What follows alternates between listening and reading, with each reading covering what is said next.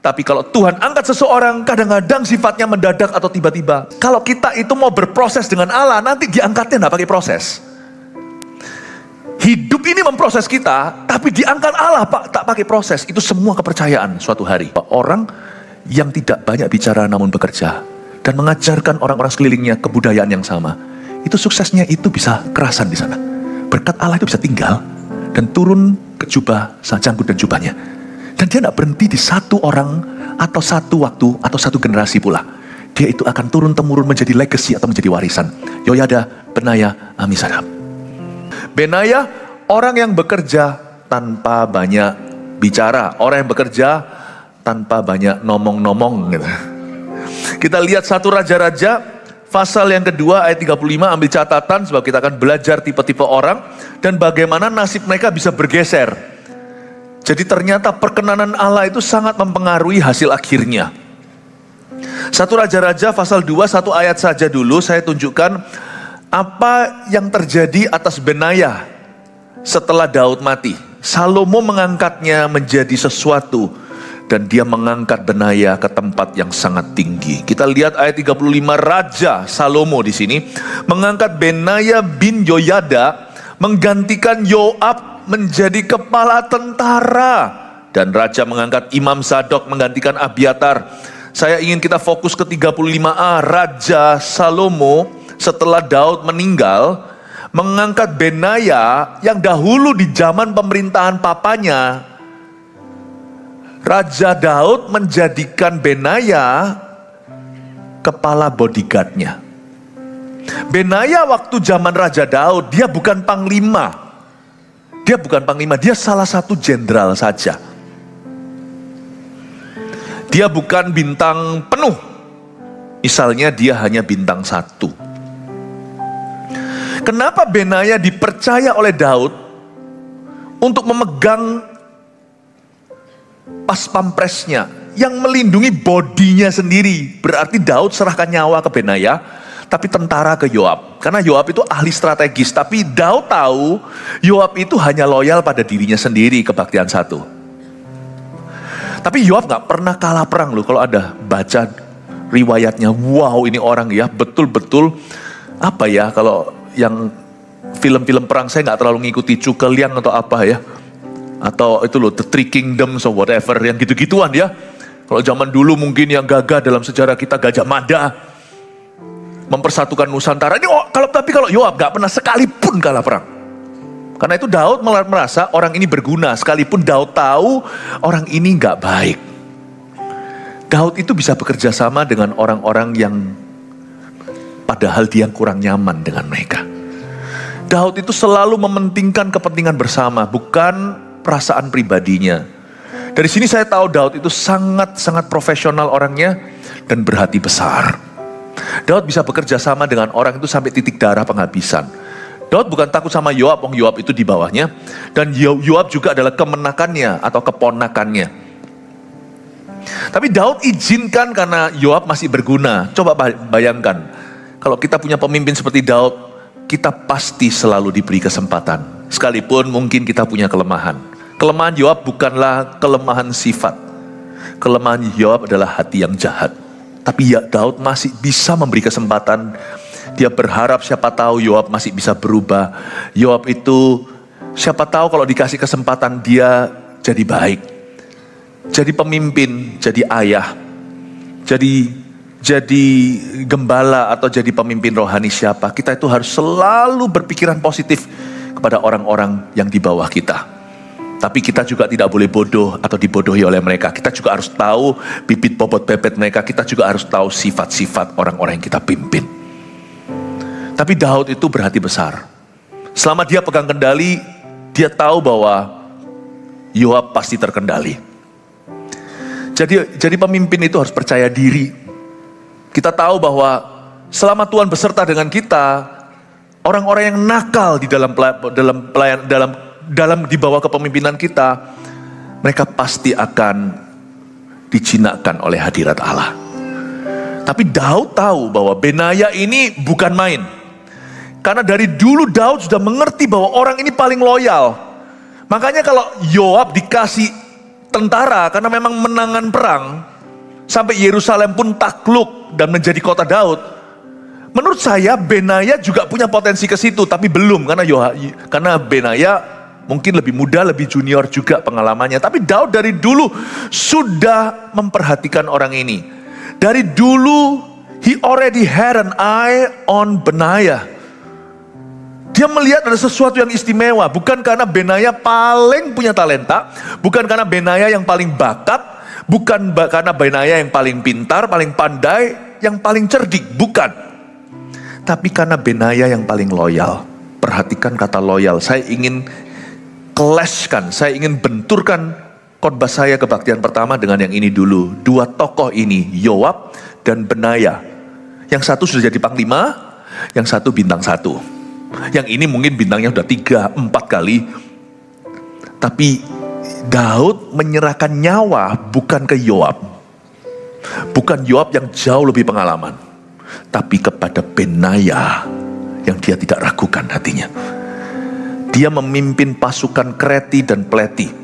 Mungkin beberapa orang yang kurang seksama membaca Alkitab, mungkin beberapa ini kedengaran asing, tapi beberapa yang pernah membacanya, mungkin Anda ingat. Meskipun Anda tidak tahu sebenarnya mereka siapa. Orang Kreti dan Pleti itu adalah orang-orang khusus. Sebenarnya mereka semacam tentara bayaran, tapi karena mereka cinta sama Daud, mereka tinggal di sana, gak dibayar juga gak apa-apa. Mereka memberi diri pasang badan, seperti beberapa pasukan yang sekarang menjadi sewaan, yaitu Gurkha. Kalau Anda baca, kalau Anda selidiki, ya dalam militeri di dunia ini orang-orang yang memang sudah lahir itu ditakdirkan jadi pahlawan. Dan orang-orang Kreti dan Pleti itulah yang melindungi Daud. Kenapa Daud tidak dilindungi sama orang-orang dari suku sendiri? Orang-orang yang sungguh-sungguh murni, pure breed orang Israel.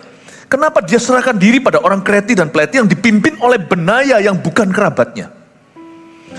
Sebab daging dan darah tidak berbicara banyak kalau bicara tentang loyalitas. Loyalitas itu pilihan hati. Dan Daud menyerahkan dirinya kepada Benaya karena dia paling loyal. Tidak heran Salomo mengangkat dia langsung di waktu Salomo menjabat. Ketika Salomo sudah jadi raja, Salomo tidak ragu, dia tahu hati papanya, dia langsung pilih Benaya. Dan diangkatnya di ayat 35 yang tadi kita baca. Salomo mengangkatnya, menggantikan Yoab menjadi kepala tentara. Perhatikan beberapa kriteria ini yang harus Anda punya kalau Anda mau dipromosi tinggi-tinggi oleh Tuhan Yesus suatu hari. Harus menjadi orang yang loyal, Bapak Ibu, yang dipilih oleh Tuhan dan juga dipilih oleh orang. Orang-orang yang digerakkan Tuhan akan memilih orang-orang yang demikian, yaitu orang yang paling loyal, bukan orang yang paling hebat, dan orang yang paling rajin. Nanti Anda dan saya, kita akan pelajari bersama-sama.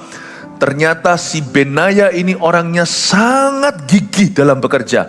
Gak banyak ngomong dia terus berbuah. Banyak prestasinya. Bahkan akhirnya dia lebih dikenal karena pekerjaannya daripada dia anak siapa, atau dia dari dusun mana, atau dia itu tampangnya seperti apa, dan hobinya, kesukaannya. Not so much about his personality atau kepribadiannya, lebih kepada the fruit of his work. Buah pekerjaannya. Benaya tidak terlalu banyak digambarkan ini itu, kita nggak tahu. Tapi dia dikenal dari hasil tangannya. Dia paling loyal, makanya dia dipercaya. Dia paling rajin dan dia paling berbuah. Jadi orang Kristen atau jadi orang yang profesional di bidangnya, jadi anak Tuhan atau jadi anak siapa. Gak usah terlalu banyak kita itu mendebatkan yang gak perlu atau bersilat kata. Papa mama lebih cinta siapa? Siapa lebih dikasih, lebih difasilitasi? Gak usah banyak beropini. Yang penting kita banyak berbuah tanpa banyak bicara. Itu yang dipandang oleh Allah. Dan itu juga yang biasanya diindahkan oleh manusia. Benaya diangkat menjadi kepala tentara, menggantikan Yoab yang lebih berbakat. Hanya karena dia lebih setia. Dan Daud bisa percaya. Daud bahkan tidak mempertanyakan. Dari dulu Daud itu sudah menyerahkan nyawanya. Yang jadi bodyguard itu orang Kreti Pleti di bawah kepemimpinan Benaya. Tetapi Yoab dikasih bala tentara. Ketika zamannya Salomo tiba, langsung gak pakai babi bu. Dia langsung berkata, Benaya, kau jadi panglima. Dari bintang 1, gak pakai bintang 2 dulu. Boom, langsung panglima TNI. Tuhan kalau promosikan itu gak pakai kulonwun. Tidak perlu pakai permisi dulu sama manusia. Tuhan kalau mau angkat seseorang itu kadang-kadang tidak ada ciri-cirinya, tidak ada tanda-tanda. Kita biasanya meminta secercah langit terang, minta ada satu titik terang pula. Tapi kalau Tuhan angkat seseorang, kadang-kadang sifatnya mendadak atau tiba-tiba. Coba lihat Yusuf, dari tahanan menjadi Perdana Menteri. Bahkan menjadi seperti bapak bagi Firaun. Tuhan kalau angkat itu, tidak pakai proses. Kalau kita itu mau berproses dengan Allah, nanti diangkatnya tidak pakai proses. Hidup ini memproses kita, tapi diangkat Allah tak pakai proses. Itu semua kepercayaan suatu hari dalam hidup ini. Makanya kita harus selalu membawa diri. Saya punya satu prinsip yang saya mau ajarkan lewat kejadian Benaya. Yang penting itu gak usah banyak bicara.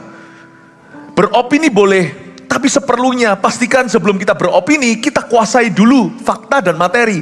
Banyak orang itu biasanya ketika berbicara, dia gak punya sesuatu untuk membackup. Dia bahkan belum melakukan risetnya. Sedangkan seorang pengacara mau menuntut orang lain aja, dia harus selidiki dulu. Sedangkan seseorang yang mau seorang defendant, seorang yang membela dirinya di court atau di ruang pengadilan juga harus bisa menemukan dulu bukti-bukti untuk bisa meringankan atau untuk bisa membela dirinya lepas dari hukuman dan membuktikan bahwa dia tidak bersalah. Tapi kita seringkali di zaman ini semua orang maunya langsung rame. Semua orang yang maunya langsung viral. Semua orang maunya langsung bicara sesuatu. Everybody wants to make an opinion. Everybody wants to have a say. Dari dulu prinsipnya tidak berubah. Bahwa orang yang mau naik ke atas, bicara seperlunya. Bukti jauh lebih bicara. Itulah sebabnya Bapak Ibu Saudara, kalau Anda mau berjalan dengan Roh Kudus dan mau melihat penyertaan Tuhan yang sungguh-sungguh, fokus pada Yesus dan konsentrasi dengan apa yang Tuhan percayakan. 5 roti 2 ikan di tanganmu itu bisa memberi makan 5.000 orang. Gak usah make a show di depan. Yang penting berguna. Yang penting Tuhan ambil talentamu. Ketika si roti boy itu memberikan 5 rotinya kepada Tuhan, bahkan 2 ikannya. Pada hari tersebut, hari H, tidak ada orang tahu itu makanan dari mana. 5.000 orang itu hanya menikmati hasilnya. Tetapi penulis Injil, Matius, Markus, Lukas, Yohanes itu yang menuliskan cerita tersebut. Nanti mungkin mereka semua mati karena Injil belum dibukukan. Kita yang sekarang mengerti, once upon a time, suatu hari there was a boy. Ada satu anak kecil, laki atau perempuan, bahkan kita nggak tahu, yang datang memberikan lunch atau makan siangnya. Zaman itu dia mati. Anak kecil ini nanti ketika dia tua meninggal, dia menjadi unsung hero, tidak menjadi pahlawan yang diyel-yelkan. Tapi sejarah mencatat selama-lamanya Alkitab, apa yang ditulis di ayat tidak akan gugur ke tanah. Bumi langit boleh berlalu, 1 iota firman buku tidak dikenapi. Sampai kapanpun perbuatan anak itu sudah tertulis di dalam firman, tidak akan bisa dihapuskan. Bapak Ibu Saudara, don't make a show di depan. Tuhan akan make a show di belakang. Besar upahmu di sorga. Mari kita sungguh-sungguh bekerja untuk Tuhan dan kita berjalan dalam kesetiaan.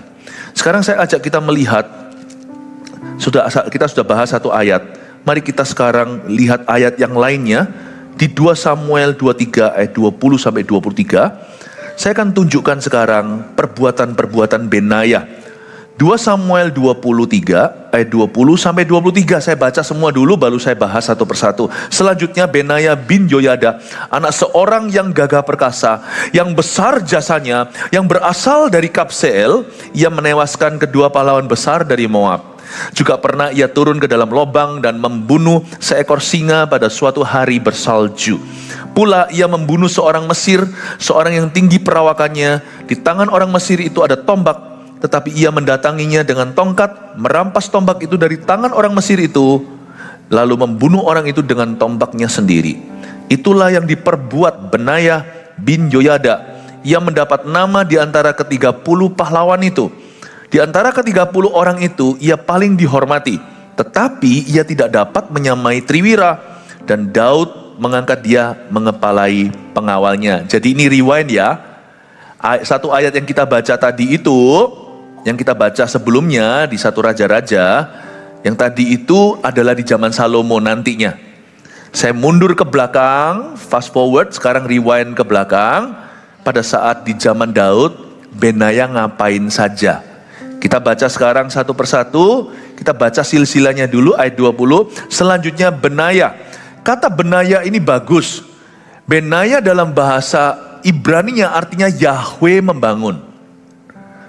Ya, kalau Anda punya anak mau dikasih nama, ini opsi yang baik sekali. Bahasa Indonesianya Benaya pakai Y, bahasa Inggrisnya Benaya. Tapi bahasa Ibrani artinya Yahweh builds, is building something. Orang yang tidak banyak bicara namun bekerja lebih banyak adalah orang yang membangun sesuatu yang lebih permanen dalam hidupnya. Orang yang tidak terlalu menghiraukan apa kata orang, tapi dia konsentrasi pada panggilannya dan setia dalam perkara sederhana, dari yang perkara kecil sampai perkara besar, dia betul-betul fokus lakukan terbaik untuk Tuhan. Orang begitu biasanya Tuhan mau membangun sesuatu dengan dia. Orang yang tidak sukanya berdebat atau cari-cari kesalahan orang, kalau memang dia menemukan kesalahan, dia pasti akan juga menemukan perannya bagaimana membetulkan kesalahan itu, dan dia pasti melakukan dengan cara yang Tuhan anjurkan, bukan seenak gua. Orang seperti itu biasanya diberi Tuhan kepercayaan untuk mengawasi pekerja-pekerja yang lainnya, alias Tuhan akan angkat dia menjadi mandor-mandornya Tuhan. Orang yang tidak sukanya berdebat dan memenangkan perdebatan dan membuat merasa dirinya lebih hebat dari orang lain, tapi orang yang sungguh-sungguh menguji dirinya dulu dan menemukan talenta yang Tuhan beri, lalu dia kelola sebaik-baiknya, biasanya dengan orang seperti itu Tuhan akan membangun sukses yang sifatnya diturunkan ke generasi-generasi berikutnya. Tuhan itu akan langganan dengan orang demikian, dan dia akan membangun sesuatu yang jauh lebih permanen dengan orang-orang begitu. Bahkan bisa-bisa keluarganya juga dipilihi sama Tuhan. Orang-orang sekelilingnya pun satu-satu jadi. Kata Benaya di sini itu artinya Yahweh builds. Yahweh is building something. Bagus sekali. Dia anaknya Yoyada. Ya. Dia bin Yoyada. Siapa Yoyada? Alkitab memberi kita informasi yang kira-kira. Di satu sisi, dia itu disebut sebagai orang yang gagah perkasa. Sisi lain, di Tawarik dituliskan bahwa dia adalah imam kepala. Kemungkinan besar, orang ini adalah orang yang hebat di dunia sekuler, papanya ya. Tapi dia juga hebat di dalam pelayanan. Jadi Yoyada ini something, he's also somebody. Cuman kan gak terlalu banyak diceritai. Selanjutnya Benaya bin Yoyada, anak seorang yang gagah perkasa. Berarti Benaya adalah second generation success. Dia adalah generasi kedua sukses dalam keluarga. Coba lihat ya, trait-nya ya, orang kalau sungguh-sungguh yang berhasil versi Tuhan ya, ini bukan ceramah motivator ya. Ini adalah prinsip kerajaan Allah dan kebenaran yang bisa diterapkan segala zaman. Gak peduli situasi kondisi, sukses yang diberikan oleh Tuhan dalam kehidupan seseorang itu biasanya diperoleh ya, bukan dengan instan. Tapi orang itu diajari Tuhan prinsip-prinsip kerajaan. Di antaranya adalah tidak banyak bicara, tapi banyak bekerja. Dan sukses yang diberikan ke keluarga ini turun-temurun loh. Kalau Anda kira yang hebat papanya, Benaya juga hebat. Banyak prestasinya. Nanti kita akan baca satu-satu. Tadi kan saya sudah bacakan. Dia newaskan ini, bunuh itu dalam perang ya. Dia banyak yang namanya achievement dan pencapaian, tapi dia tidak memohon pujian dan dia tidak menunggu penerimaan atau pengakuan. Dia kerja terus, berbuah terus, peduli amat kalau dia dinyanyikan seperti Daud suatu hari dulu. Daud pun tidak mencari pujian sia-sia. Itu pilihan orang, dinyanyikan atau tidak, gua nggak peduli, pokoknya aku setia pada panggilan. Daud dinyanyikan, Saul membunuh beribu, Daud berlaksa, Saul gak enak hati, Saul gak suka hati. Gara-gara itu Saul aniaya Daud. Kenapa wanita-wanita Israel putri Sion memuji dia? Kenapa gak memuji aku, kata Saul. Lihat ya, orang gak bisa berhasil lama sama Tuhan, terkoyak kerajaannya, kalau dia terlalu memperhatikan apa kata manusia, dan dia juga terlalu banyak pencitraan, terlalu banyak ngomong dan beropini. Lihat, Saul gak lama jadi raja, dan akhirnya runtuh semua yang dia bangun. Daud gak minta itu, malah Daud berkata, kalian tuh jangan nyanyi begitu, gara-gara perempuan-perempuan ini nyanyi begini, aku sekarang dikejar-kejar sama raja tua ini. Daud juga gak minta sih. Terlebih lagi Benaya malah justru gak diperhatikan. Tapi kalau Anda baca, dia dari keturunan orang gagah perkasa. Papanya dia namanya Yoyada, makanya dia disebut anak seorang yang gagah perkasa. Tawarik berkata papanya juga imam kepala. Kalau Anda kira cuman sampai Benaya, coba kalau Anda baca di Tawarik, gak apa-apa hari ini gak usah baca semua, nanti suatu hari kalau Anda baca Alkitab lebih tertarik. Tapi izinkan saya ceritakan aja penemuan-penemuan saya. Enak kan langsung disuap nasi, langsung dikasih proteinnya. Anaknya Benaya suatu hari punya 24.000 staf di Tawarik. Namanya saya lupa. Amisad. Maafkan, saya belum sempurna pengetahuan tentang Alkitab. Amisadab atau apa gitu. Ya Amisadab. 24.000. Waktu Benaya sama-sama di grup itu, puak-puak dan kaum-kaum suku-suku yang waktu kerja, waktu libur diatur per hari, per bulannya siapa giliran, waktu giliran keluarganya melayani. 24.000 staf yang dituntun, yang dipimpin. Benaya tidak punya manajemen administrasi skillnya seperti anaknya. Putranya dia yang memimpin 24.000 orang itu, Benaya di dalam kelompok itu. You see, orang yang tidak banyak bicara, namun terus bekerja, turun-temurun berhasil. Coba lihat kalau orang hanya gosip dan fitnah, kepahitan lah, cuman gaya. Coba lihat ya, dia sendiri redup, bawa-bawanya nggak kelihatan. Saya pelajari satu hukum rohani ini dari cerita ini. Saya pelajari sebuah gravitasi berkat atau kutuk, terserah kita. Gimana kita menabur, kita akan menuainya. Dalam hal ini bukan soal anugerah, ini soal pilihan. Anugerah akan mengikuti pilihan kita.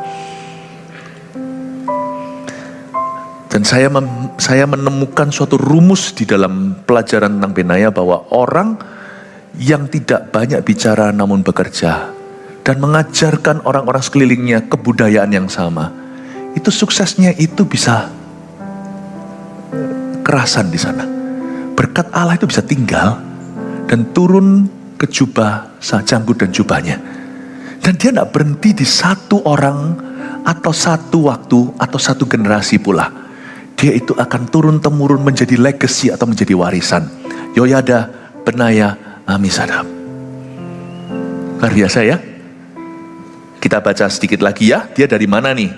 Kalau kita kira dia memang hebat, dia jago berkelahi, makanya dia jadi tentara Kopassus atau tentara khusus. Anda lihat ya, dia punya permulaan yang sederhana. Jadi hidup itu sebenarnya berakhir di mana itu juga pilihan kita. Meskipun ada takdir Allah di baliknya, tetap ada kedaulatan Tuhan. Selanjutnya Benaya bin Yoyada, anak seorang yang gagah perkasa yang besar jasanya. Kata besar jasanya itu garis bawah.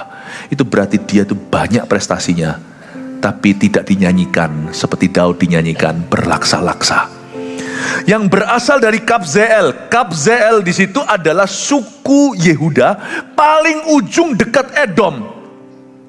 Yehuda itu selatan. Jadi kalau Anda lihat ke bawah itu terus Mesir itu ke Afrika. Ya, atas itu Nazaret, terus atas sana itu Lebanon, Syria. Sampai hari ini petanya belum berganti kok. tetap peta Timur Tengah. Kabzeel itu adalah suku Yehuda yang paling dusun.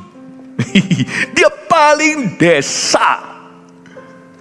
Jadi benarnya bukan dari kota besar, dari suku besar iya, tapi dari suburbnya. Suburb itu dari pinggiran kota sampai pinggir lagi udah deket selokan. Boleh dikatakan rumahnya nggak jauh dari bawah jembatan. Kalau ada jembatan di kota kecil itu. Jadi sini kita tahu bahwa you don't have to start great.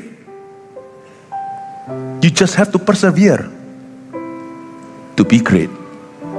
Tidak perlu kita mulai dengan sesuatu yang banyak, besar, atau signifikan. Yang penting kita terus tekun. Tekun terus dan terus tekun. Dan Tuhan akan membuat pemakaiannya atas hidup kita menjadi-jadi. Jangan gampang kecewa jadi orang. Dan jangan mengeluhkan asal-usulmu. Ya, aku kan bukan siapa-siapa. Jangan pernah berbicara sesuatu menjatuhkan dirimu sendiri. Memuji diri juga jangan. Menjatuhkan juga jangan. Apa hakmu atas dirimu untuk berbicara begitu? You belong to Christ. Anda milik Kristus. Jadi jangan berkomentar juga tentang dirimu sendiri. Daripada berkomentar, lebih baik evaluasi apa yang bisa diimprove. Tidak usah kita tertuduh, belajar untuk bisa move on. Kalau kita gagal sesuatu, lanjut dan minta Yesus jadikan itu bagus. Saya belajar sesuatu dalam hidup ini bahwa saya harus cepat. Saya harus cepat.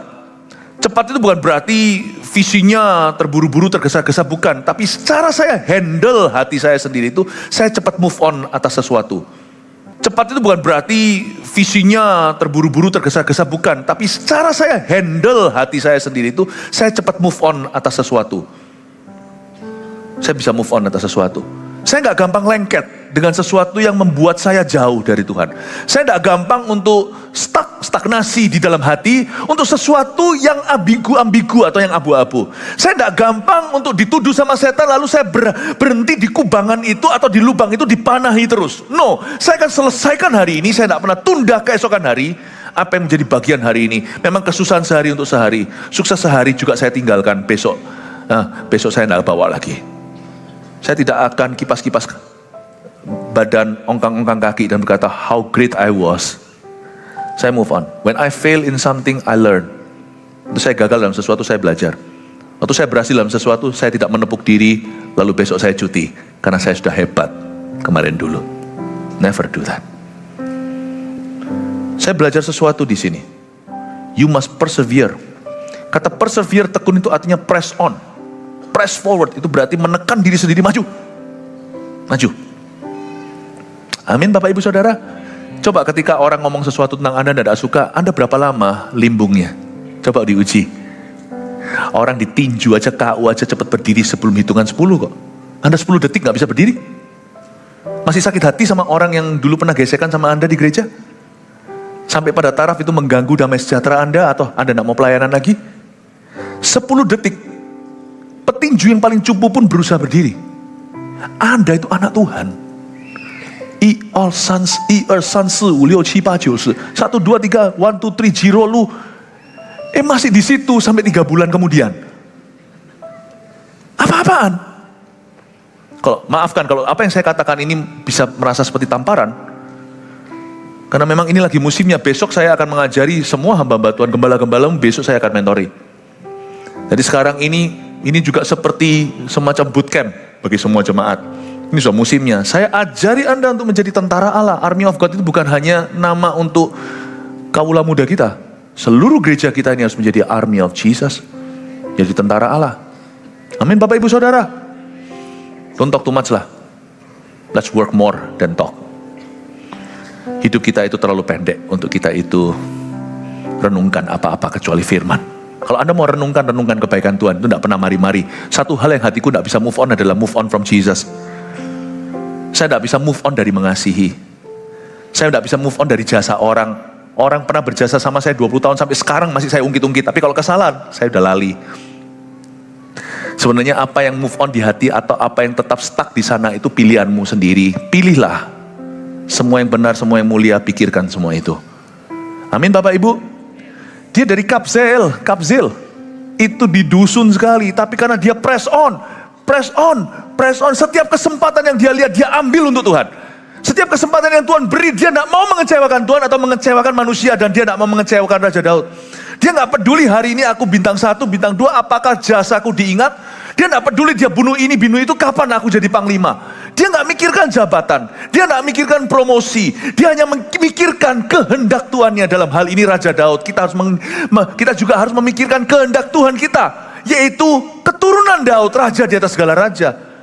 Seorang prajurit tidak memikirkan penghidupannya, dia hanya ingin berkenan pada komandannya. Kita juga sama.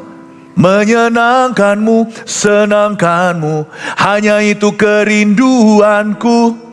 Menyenangkanmu, senangkan hatimu, hanya itu kerinduanku. Hidup di akhir zaman mesti begitu. Menyenangkanmu, senangkanmu, hanya itu kerinduanku. Inggrisnya begini, to be pleasing you, this is all I really want to do. I change it a bit. This is all I really need to do. Hanya ini kerinduanku. Amin. Hanya itu saja. Nah, coba sekarang kita lihat prestasinya. Ia menewaskan kedua pahlawan besar dari Moab. Moab adalah musuh bebuyutan orang Israel, dan mereka sangat jahat kepada umat pilihan Allah. Sekalipun dalam sejarah mereka kerabat, Moab itu adalah keturunan Amon, dan Moab adalah anak-anaknya Lot, kemenakan Abraham. Dari hasil incest dengan putrinya sendiri. Memang menjijikkan. Tapi Moab nanti berkembang menjadi satu bangsa yang memusuhi Israel. Dia menewaskan dua pahlawan besar dari Moab. Dia sendirian bunuh dua tentara pahlawan Moab. Saya tidak tahu dalam konteks apa. Pasti ada seseorang dalam bahaya. Pasti ada national interest, ada interest nasional yang sedang dipertaruhkan. Tapi dia punya jasa, tertulis di sini di Alkitab, bahwa dia membunuh dua musuh besar dari Moab. Lalu juga pernah ia turun ke dalam lubang dan membunuh seekor singa pada suatu hari bersalju. Tolong dicatat bahwa singa zaman itu, yang disebut singa Yehuda, sudah punah. Singa zaman sekarang ini yang Anda lihat yang besar-besar, mengerikan di Afrika, itu kerdil, cebol, mungil dibandingkan singa yang dimaksud di sini. Kalau Anda baca sejarah hewan, ya, Anda akan temukan bahwa ada singa-singa yang jauh lebih besar, sudah nggak ada sekarang. Lebih gede. Ini bukan monster, ini hewan, singa, tapi breednya lain. Sama seperti gajah, dulu ada mamut kan, yang berbulu, yang ada tanduknya di hidungnya itu. Ini singa yang gede. Dia kenapa diam-diam bunuh singa? Apa dia iseng? Nganggur gua bunuh singa. Enggak, pasti ada seseorang dalam bahaya. Dia turun ke dalam lubang salju itu, membunuh singa sendiri. Ini luar biasa, tapi dia tetap tidak dipublikasi. Enggak perlu orang memuji. Pula ia membunuh seorang Mesir, seorang yang tinggi perawakannya, ayat 21, di tangan orang Mesir itu ada tombak, tapi ia mendatanginya dengan tongkat, merampas tombak itu dari tangan orang Mesir itu. Anda perhatikan nggak? Yang ngerti sedikit martial art harusnya paham ini. Orang itu bawa tombak, dia pakai tongkat. Ini orang sakti atau apa? Dan dia bisa ambil tombak orang itu dan bunuh orang Mesir itu dengan tombaknya sendiri. Luar biasa. Saya cuma bisa bayangkan karena saya dulu sedikit tahu tentang martial art. Jadi tongkat sama tombak itu mungkin dia pakai untuk rebut tombaknya, lalu pakai tombak itu bunuh orang itu. Saya cuma bayangkan kira-kira gimana skillnya ya. Gimana ya? Saya tidak tahu, tapi orang ini hebat, udah gitu aja. Orang itu. Tapi kalau Anda kira dia yang paling bakat, Anda salah. Ayat 22, itulah yang diperbuat Benayah bin Yoyada.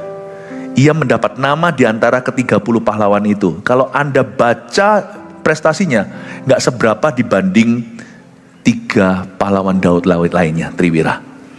Ada satu pahlawan Daud, namanya Eleazar bin Dodo.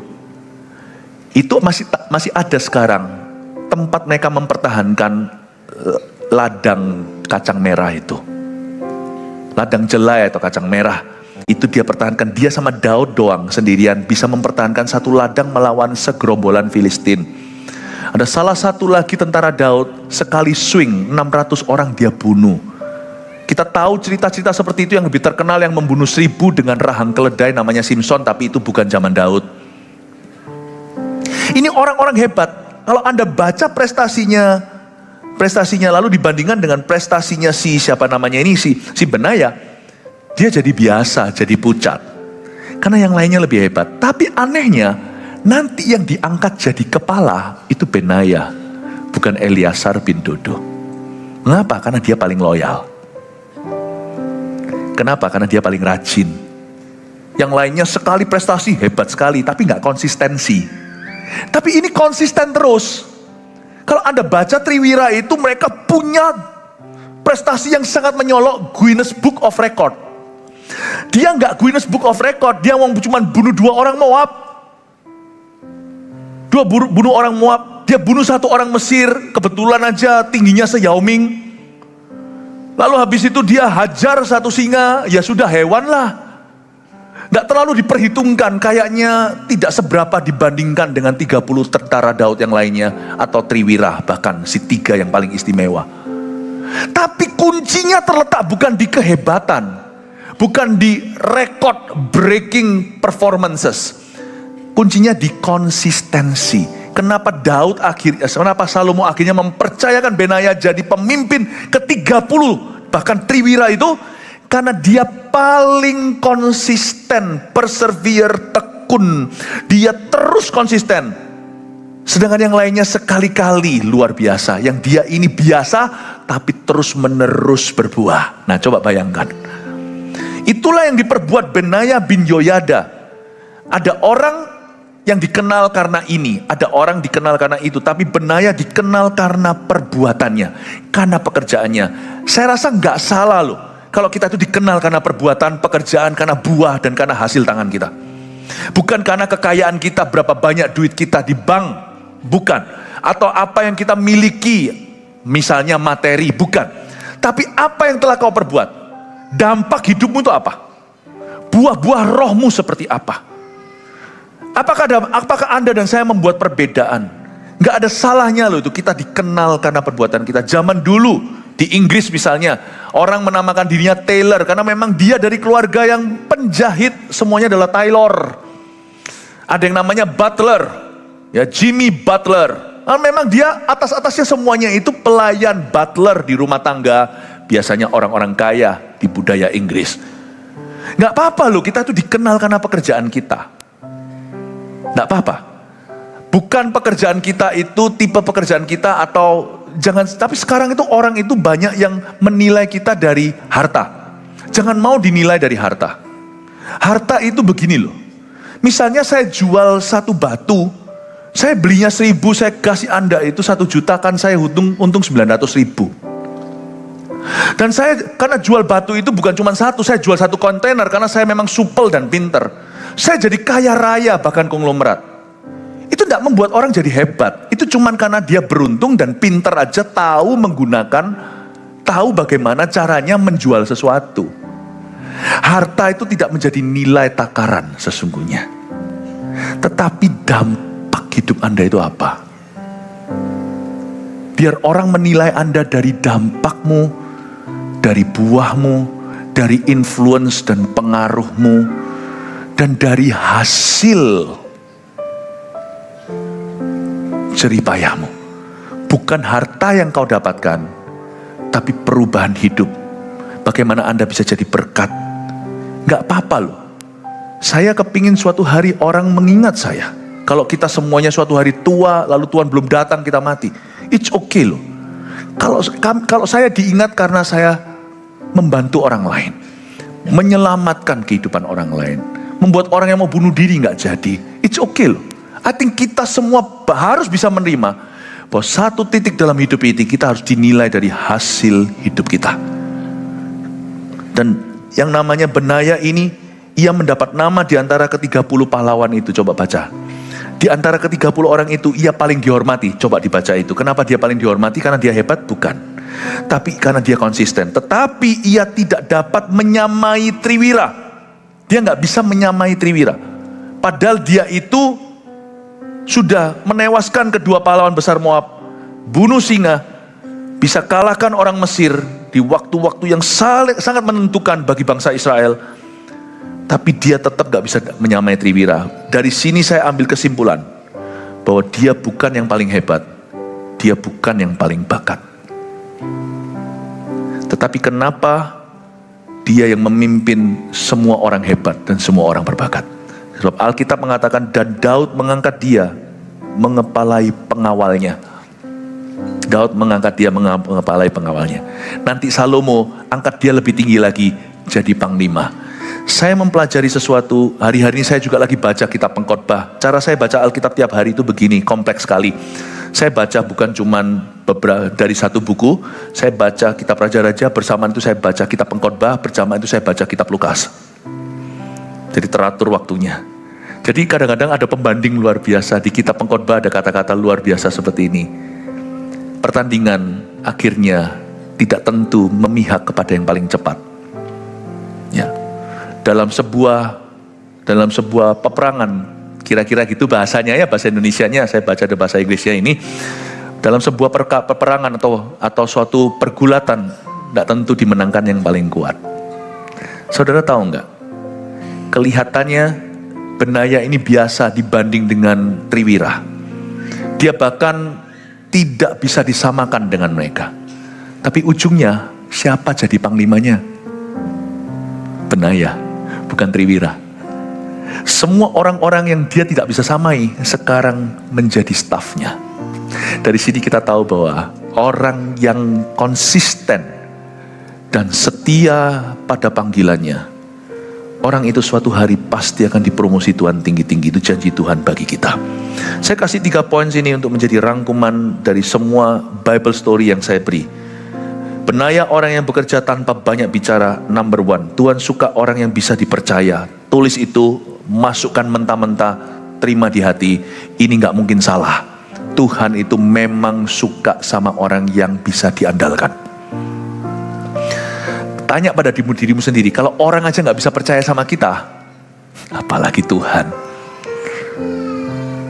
Memang ada orang gak bisa percaya sama kita karena dia gak kenal kita, tak kenal maka tak sayang. Tapi kalau orang yang bersentuhan dengan Anda, berinteraksi, kalau gak bisa percaya dan mengandalkan Anda, apalagi Tuhan. Kalau kita gak bisa mengasihi yang kelihatan, bagaimana kita bisa mengabdi kepada yang tidak kelihatan? Coba uji dirimu, kalau papa mama Anda aja gak bisa percaya sama Anda, how could God believe in you? Oh no, believe in you bisa. How could God trust you? Kalau bos kita di dunia di kantor kita nggak bisa percaya sama kita, pegang uang selalu kita korupsi, bagaimana Tuhan bisa percayakan kepadamu visi hidupmu tanpa Anda akan mengorupsi waktu dan mengorupsi glory? Untuk bisa tahu Tuhan kepercayaannya sebesar apa atas hidup kita, jangan percayakan ke netizen karena netizen nggak kenal kita. Percayakan orang-orang yang ada di kiri kanan kita. Have you become someone reliable in your life, in their lives, those who live around you? Sudahkah Anda menjadi orang yang bisa diandalkan, bisa dipercaya? Kalau istrinya aja gak bisa percaya, kalau istri Anda gak bisa percaya sama Anda, bagaimana Tuhan bisa percaya kepada Anda? Tuhan tuh suka orang yang bisa dipercaya. Tuhan gak terkagum-kagum dengan orang yang bakat dan fasih bicara. Mungkin Anda bisa ini, bisa itu. Gak tentu orang jenius itu nanti akan dipakai oleh Allah. Gak tentu orang kuat, karena pertandingan tidak tentu dimenangkan oleh yang tercepat. Mulailah dengan perkara yang sederhana. Belajarlah setia dengan visi orang lain.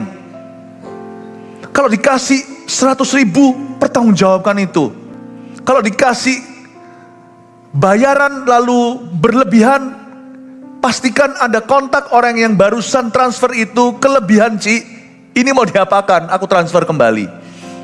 Oh enggak, itu untuk Anda. Tanya dulu for what? Bisakah Anda dipercaya dengan mamon orang lain? Baru Anda akan dipercayai dengan keuangan sebenarnya. Can your wife, your spouse, bisakah suami Anda mempercayai Anda? Bisa enggak? Kalau orang sekeliling Anda yang bersentuhan itu merem bisa percaya sama Anda, kelihatannya Tuhan melek pun percaya sama Anda. Tuhan suka orang yang bisa diandalkan. Tuhan suka orang yang bisa dipercayai. Ada orang berkata seperti ini, misalnya anak muda, aku mau dipakai Tuhan secara besar. Lalu dia kasih satu tugas sederhana, dia tidak lakukan. Perlu diingatkan 3 kali, itu pun tidak tentu dilakukan sungguhan.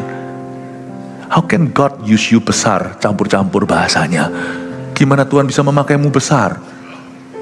Tugas dari yang kelihatan ada tidak kau jalankan.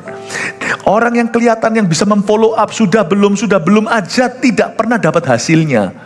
Bagaimana Tuhan yang tidak kelihatan? Sebab dia tidak akan follow up dirimu seperti manusia memfollow upmu. Karena Tuhan bekerja dan berbicara lewat kesadaran. Kalau kita disadarkan secara verbal aja, secara nyata, kita bisa telinga jasmani, kita bisa dengar, kita diingatkan aja, kita tidak mau melakukan.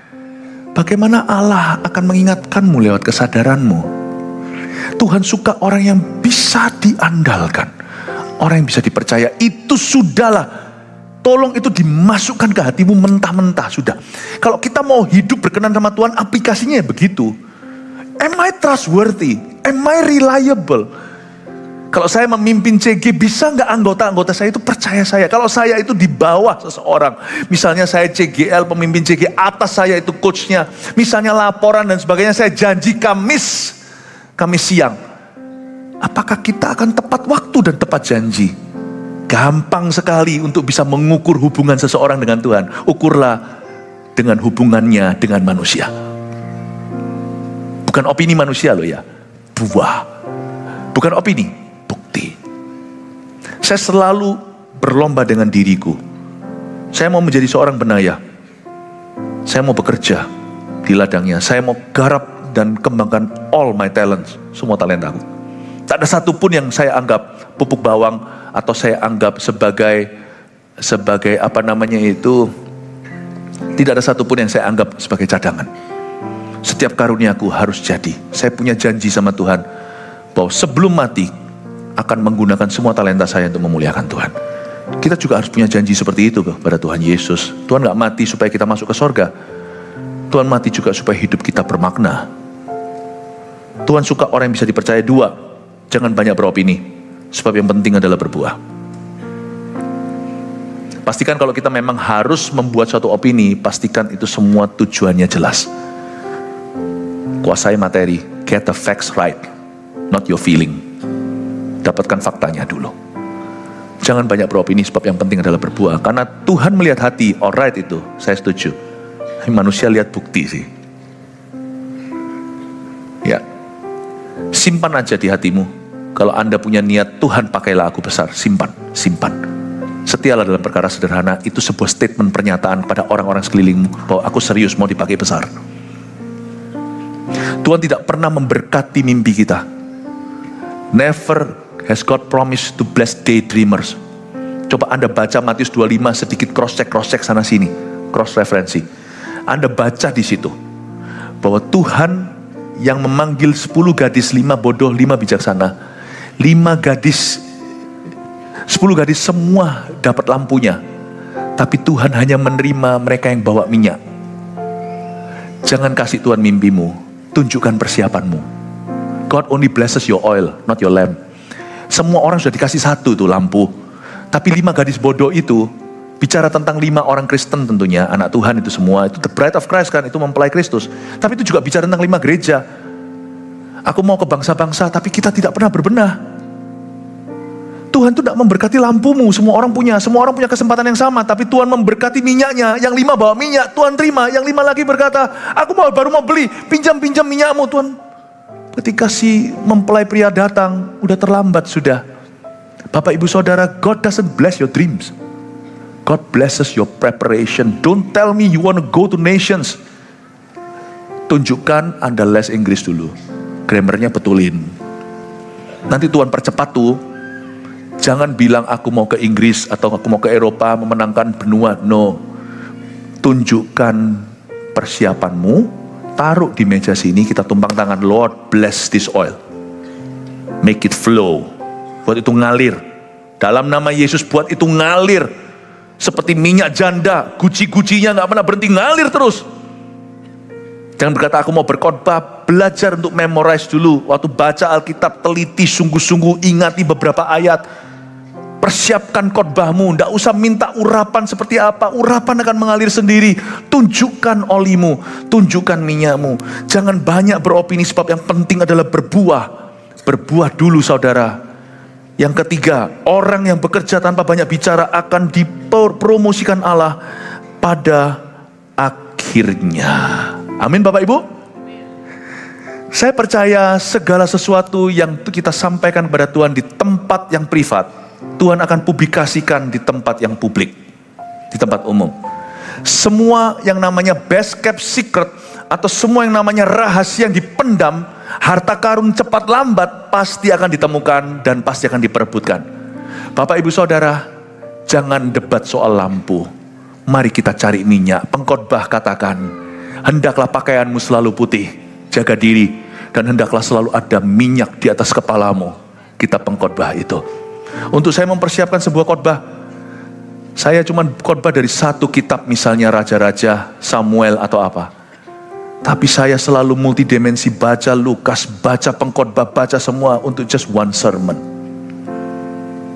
Saya tidak pernah datang ke Tuhan dan berkata, use me mightily. Saya datang membawa mighty materials.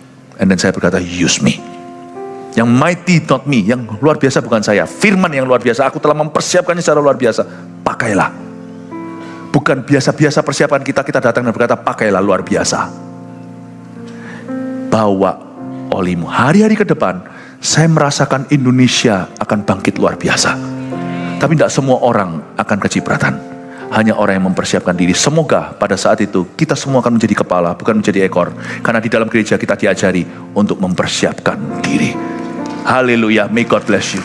Mari kita semua bangkit berdiri. Thank you Jesus.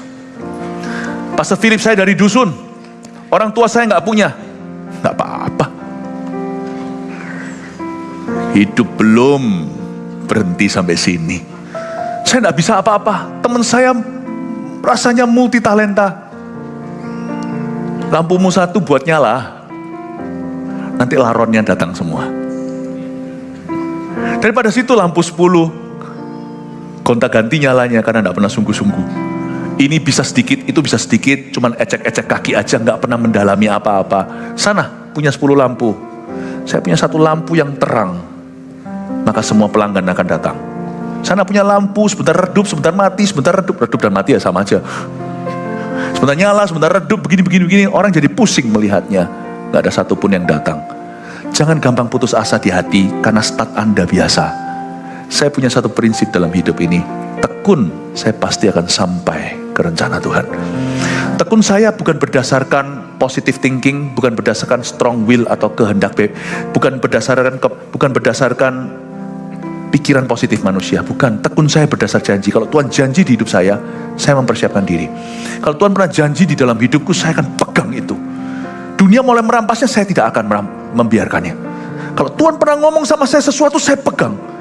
Saya seperti pitbull kalau anjing itu. Kalau sekali saya gigit, saya nggak lepaskan. Tak gigit, tak lepaskan. Saya akan terus tekun di sana.